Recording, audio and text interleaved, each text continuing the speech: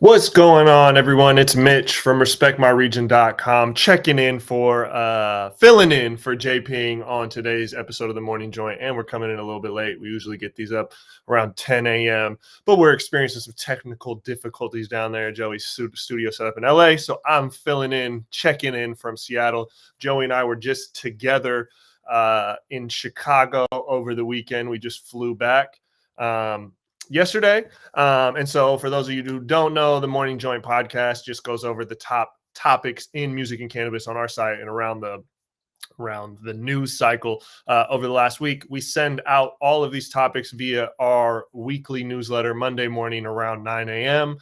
So if you're not subscribed, respectmyregion.com, you can subscribe there. You can shoot us an email, info@respectmyregion.com.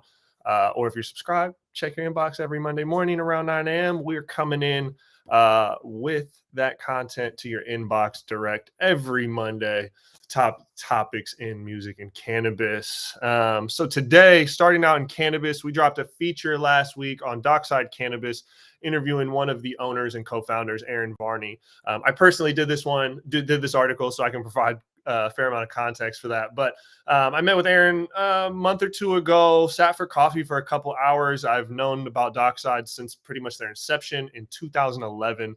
That's right. That dispensary has been around since 2011. They opened their doors to start serving patients in the Seattle area. Now they have 4 locations around the greater Seattle metro area, I believe, 3 or 4. Dockside Cannabis, though, but they've been around. There's not many dispensaries. It's funny going to Illinois and Chicago and seeing these dispensaries. Been around 2 years to knowing, back in our home state, there's dispensaries that have been around 11 years. Obviously, it was in medical and transitioned over, but it's the same 3 owners. The 3 co-founders from 2011 are still involved with the business now in 2022, going to 2023, and it's the same brand name. That's pretty unique. A lot of cannabis companies move from some sort of patient care, compassionate care, and transfer over. And I can't remember, it might have been Dockside Compassionate Care back in the day, and now it's just Dockside Cannabis. But anyways, I talked with co-founder Aaron Varney just about the journey of Dockside, obviously starting in 2011. That's 11 years serving patients out of a retail front. Aaron's journey into cannabis started as a cultivator and just a love for the plant, and started growing during the medical days. If you were a grower, you were able to establish a collective.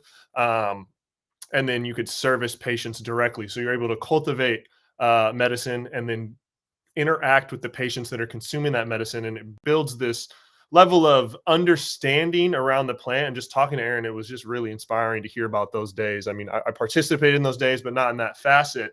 But for someone that's just passionate about cultivating cannabis, and then seeing the end user, and especially during those medical days, there's a lot of people with very severe to life-threatening diseases. So just seeing the impact that the plant that he had so much passion and love for, and the impact it had on people's lives directly, and being able to do both sides of that, cultivation and in retail. And as it transferred over to adult use, or what we call in Washington recreational cannabis, around 2015, 2016, Dockside and Aaron personally were kind of forced, like, are you going to cultivate, or are you going to grow? Are you going to do retail? You're not able to do both. The same owner cannot be on the license type of both license types. There's no vertical integration in Washington. And so someone that had a passion for cultivation, but then developed this passion for, retail, more so dealing with patients during the medical days, was forced to choose as we didn't have vertical integration. And they went with retail, just thinking that they could have a better impact on the industry and better serve patients if they were directly dealing with them and educating them. And so it's just a really organic, authentic relationship. I really appreciated that chat with Aaron. You can check that article out. It's on the website. It's in the description. If you're subscribed to our newsletter, it's the main topic of that. It's an in-depth piece that I wrote. I don't write a lot of articles these days, and I don't write a lot of deep ones, but that was one that I put some thought into. It's been getting some good feedback, so check that out. Second up on our news for the day is Diddy's jumping into legal cannabis with a $185 million purchase. And I don't know how much you follow like hip hop rap news, but Diddy, he was celebrating this week, his birthday this weekend, and his girlfriend, young mommy, bought him some crazy chain, and he was going nuts, star-studded birthday. So, driving around in multiple $100,000 vehicles, wearing hundreds of thousands of dollars of jewelry. $185 million isn't that much to a billionaire, especially when he's probably not sole financier of that transaction. But they're purchasing some assets that are being divested from Cresco, and Columbia Care. Cresco's in the process of purchasing assets from Columbia Care. Part of that deal is requiring them to get some debt off their books and move some stuff around. Diddy's coming in an agreement that has been signed off by both Columbia Care and Cresco to purchase these assets. The vast majority of people, the vast majority of opinion have been like, oh, great, another entertainer getting into cannabis that has nothing, that knows nothing about this game, and is going to probably get their ass financially handed to them on a plate. There's been a lot of people championing that this will be the largest minority-owned company in cannabis, and the first true Black MSO. There's been some backlash on Instagram. If you know Gas House, the brand, they are a brand and they do cultivate. And from the traditional market to the recreational adult use and medical market, they are a Black-owned brand that is in multiple states. So it is a little bit inaccurate to dub Diddy the first Black-owned MSO.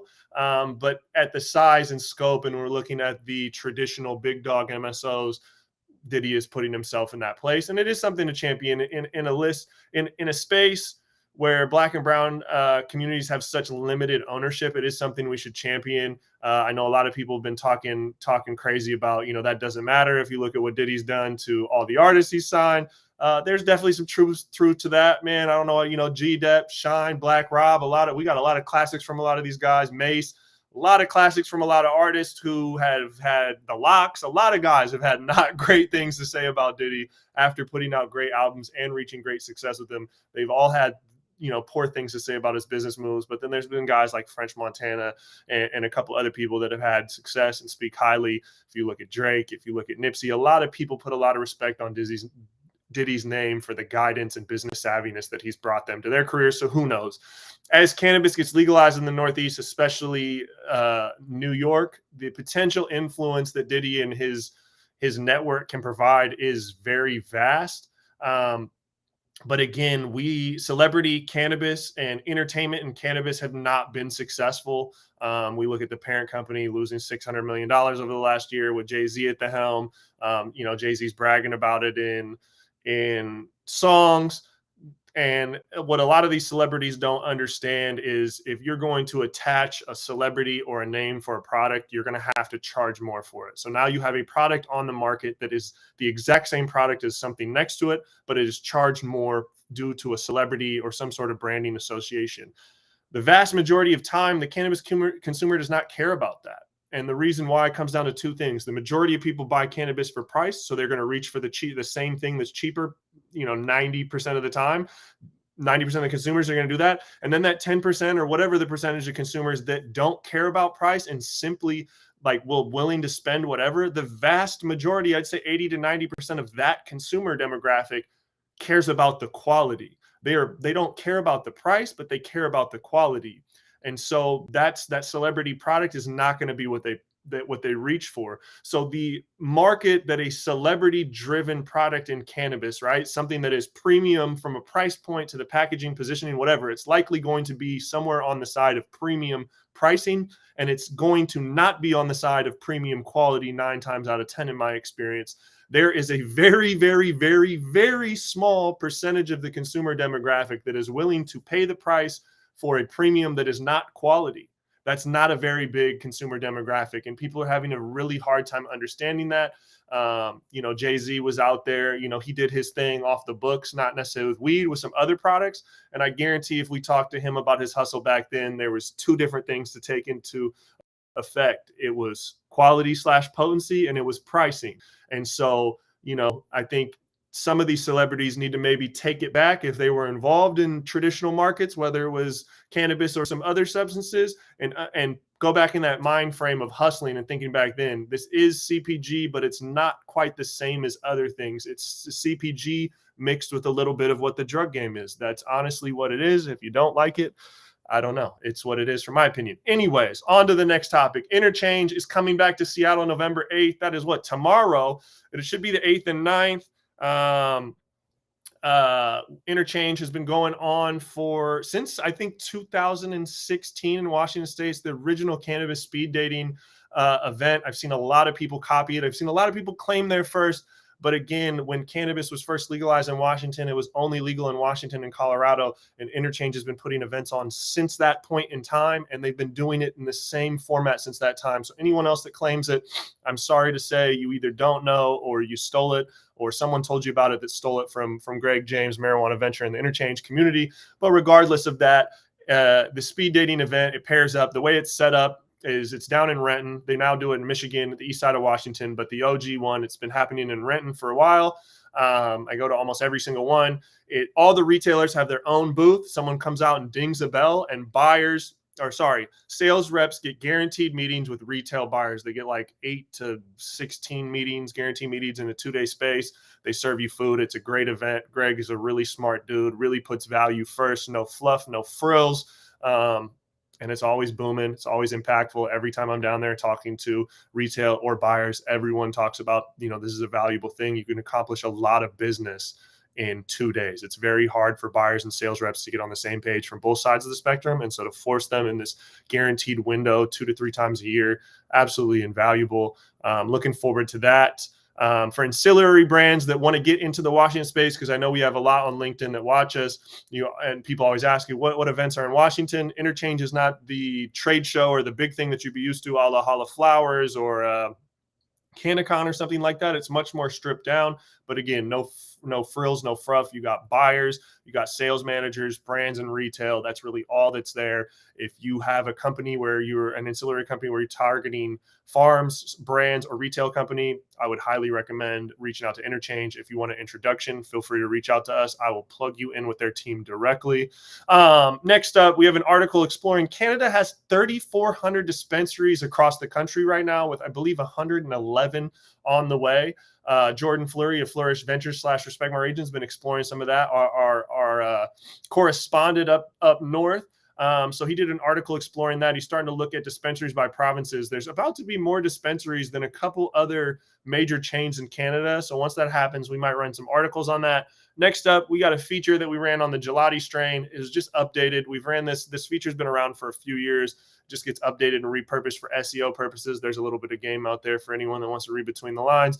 But this strain feature has been one of the top search results when we first came out, back when we weren't competing with, Jane, Dutchy, a lot of these e-com / menu providers. None of them existed when we first started doing strain content. So we used to just really outrank everything, now. So we're battling that for that search traffic with a lot of people that have a lot more millions of dollars than a company that has no millions of dollars. But we're out here doing our thing. So there's a Gelatti strain feature. You could check that out. I believe, I should know Gelatti off the top of my head. I believe it's Gelato 33 Biscotti Classic, gas on gas. A little bit of sweetness. A lot of times I've been finding Gelatti be a lot more sweet than gas personally when I've been seeing it lately, but it's a strain I like. Moving on to music. This last week, Drake and 21 Savage dropped the Her Loss collaborative album.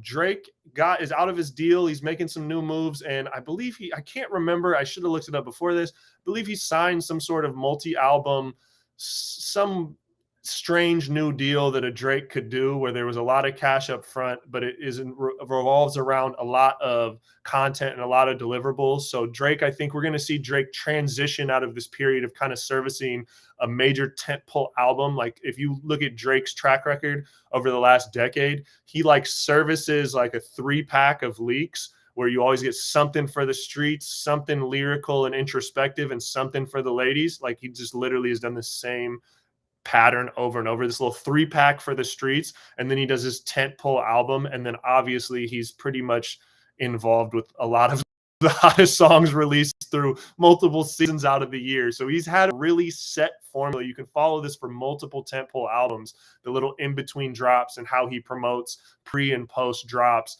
But right now he just dropped the dance music album with the last one, which was way out of left field, was not kind of expected. Honestly, it didn't do the streaming numbers that some of his other music would do, but what it did globally and where it opened up his music to be able to be played in was just insane. And it's super smart for a dude that's going to drop a lot of content to put some little different things out there. But this album with 21 Savage is like seeing Drake just spitting on some hard stuff, on some stuff we haven't gotten from Drake that is pretty popular. I'd always say that Drake has really mastered the art of his craft because he delivers so many lines that end up being Instagram captions.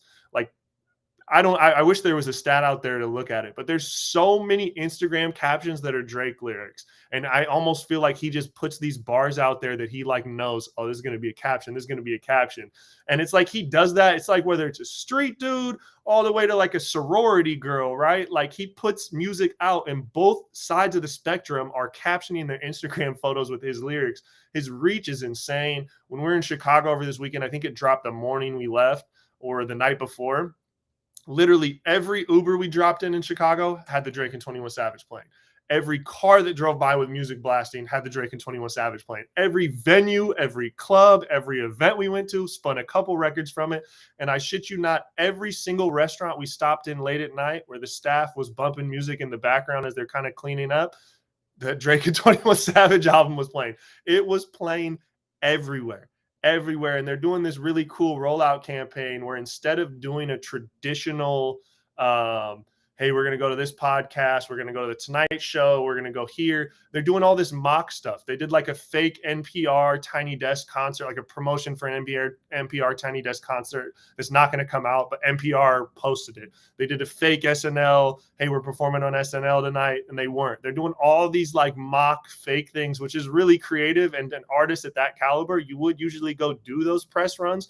They're just kind of like playing with it, having fun with it. And obviously Drake's kind of a goofy dude that's able to laugh at himself. And so super interesting. You know, the biggest artist in the game just continues to dominate, breaking streaming records and just putting his music everywhere. And again, if you follow it, he has a very simple formula that he sticks to. Obviously it evolves as consumption and distribution and patterns of culture shift and change. But this dude is just, it doesn't matter if you're not a Drake fan. It doesn't matter if you're not a music fan and you just run a cannabis brand. There are certain elements operationally and marketing wise that you can take away from just following these things. And as a fan and sometimes a nerd that looks at this stuff, it's really fun to explore. Next up on music, Lil Yee dropped Upper Room music video. There's a link down in the comments for you to check that out. Next on the list, Dr. Dre inducts Eminem to the Rock and Roll Hall of Fame. Going to link to XXL magazine feature in the description. I don't believe it's fully out. I know that they taped it, and there's been a couple little social media clips of little 30-second things that are, you know, Dre talking about Eminem, and it's funny. But that's just an epic moment. Eminem's one of the biggest selling artists of all time. Dr. Dre is the greatest hip-hop producer of all time and one of the biggest selling and richest hip-hop moguls of all time. I remember clearly when Eminem first came out, I was in like 6th grade or something. I remember copying the radio, edit it to a cassette tape in my boombox. And I remember my mom finding it and throwing it away, even though it was the radio edit version. Eminem was pushing the bounds, especially back then. So what a career dude has had. He's still not even done. He's still putting out music. But, you know, getting in that Hall of Fame, that's been known to happen for well over a decade. So salute that. I love looking at, you know, Dre and Jimmy and M talking about their come up and how they came together and just the times in all of their lives and all the places they were at, the things that were going on and the things that contributed to just a Rock and Roll Hall of Fame level of career. It's just really admirable and inspiring to watch that. Next on music news, the Mischievous 2002 festival recap.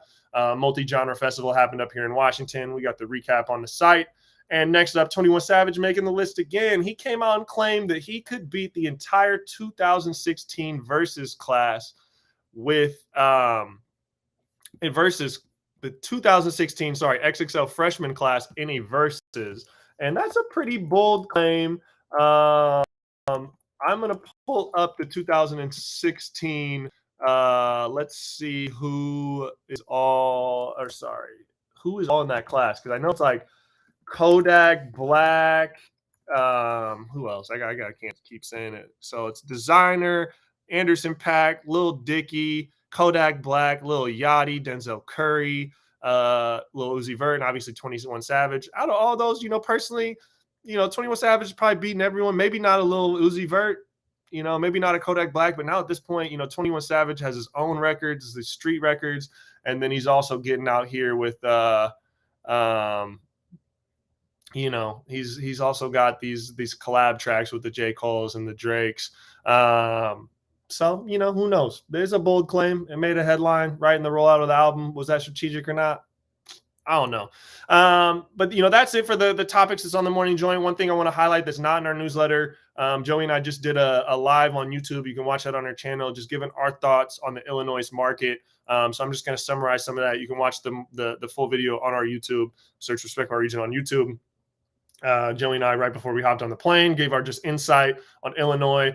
We were only in Chicago for 3 days over the weekend. Joey's been there one or two or three other times, shopping for legal cannabis and reviewing products. And we have a couple people on our team that live out there, and we've met a couple reviewers. So we've been talking to that market quite a bit, both interviewing, leaders of companies and bud tenders alike, managers, purchasers, all factions of the industry through our podcast. But we've also been talking to reviewers and consumers behind the scenes, and then know a lot of people that do what they do in the cannabis culture out there, whether it's on the books or off the books. So finally getting out there and getting to experience Illinois, and again getting all those perspectives from the industry, from the culture, from multiple sides of cultures. Chicago's a diverse city, so talking to different people from different backgrounds, whether that's ethnically, socioeconomic status wise, or again, people that work in legal cannabis, people that buy in legal cannabis, people that refuse to buy in legal cannabis because, and that category, people that refuse to buy in legal cannabis, has different sides of the spectrums. The people that legal cannabis isn't quality enough, the people that the price isn't enough, or the people that want the hype and the hype isn't there. We kicked it with multiple people who buy their products through the various rounds that one can buy products, whether it's licensed or unlicensed. And some of this stuff is hype, and some of those products are 500 a zip, 1,000 a zip, multi-$1,000 glass pieces, multi-$100 pieces, grams of rosin, right? There is hype products that command a price that's even more premium than the rec market, that are having no problem selling out across the country, whether cannabis is legal or illegal in their state. And one of my personal biggest takeaway from being in Illinois is, it's home to the big bad MSOs, the biggest companies in cannabis. And there's a lot of talk on LinkedIn and just behind the scenes about the disconnect between the cowboys and the suits, or the culture and the corporations. But one of the things that stood out to me most was not just how big the gap is between the MSOs and the culture, but how unaware leadership of these MSOs is, like how unaware of the size and scale of that gap is between them and the culture, and why that's important. I know these suits get so tired of getting beat up on, talked down to on LinkedIn about the culture and this and that. But what I feel like gets missed in all that is the culture, meaning those that consume cannabis at a high level, care about it at a high level, whether buying legally or not buying legally. These are the people that truly care about the plant, whether it's from a patient perspective, due to their medical issues, or they're just recreational users. These are people that love the plant, that consume the most of the plant, that spend the most dollars on the plant. And a ton of these MSOs have consistently asked Joey and myself over the years, how do we bridge this gap? We're not reaching these demographics. And it really comes down to two different things, and it's quality and it's pricing. And again, like I expressed earlier, you can have real deal quality and command even more expensive than what's on the market out there for a certain demographic. Or you can lower the pricing and meet the culture where it's always been. The culture has been consuming a shit ton of cannabis for decades at a very set price, and they're not willing to double that price just for safety or testing or convenience or selection. These people have been buying cannabis at high amounts for years, for decades, with it being federally illegal, with super inconvenient choices to purchase, very, very limited lack of selection, no trust in testing or who grew it or any of that, no packaging, no experience. These people have been buying without concern to any of that for decades. And they just want that same cannabis at the same price. That's what they want. And I know that cannabis is overtaxed, but a lot of these companies need to understand and stop lobbying for these states to create restrictive licensing models that keep their business protective and leave other out. And they need to lobby to get these taxes down so you can help integrate the culture, the black market, traditional market, whatever, over to this market. And there also needs to be true inclusion of the culture in a leadership, a management, and a role. I see so many MSOs. Oh, we're bringing in this badass cultivator from California. He's been doing it forever. A year later, I look at their product. It's still bullshit. I don't know what's going on.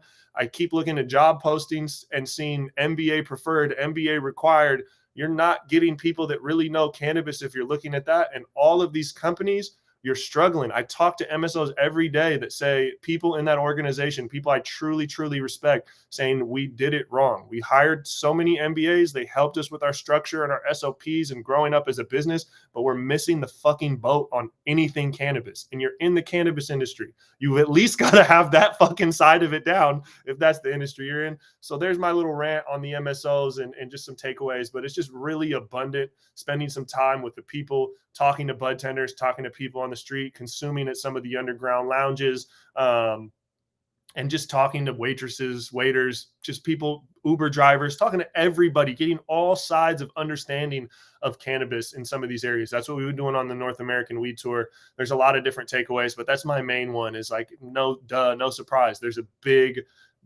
gap between the MSOs and the culture. But again, I'm just in shock of how unaware they are of how big that is.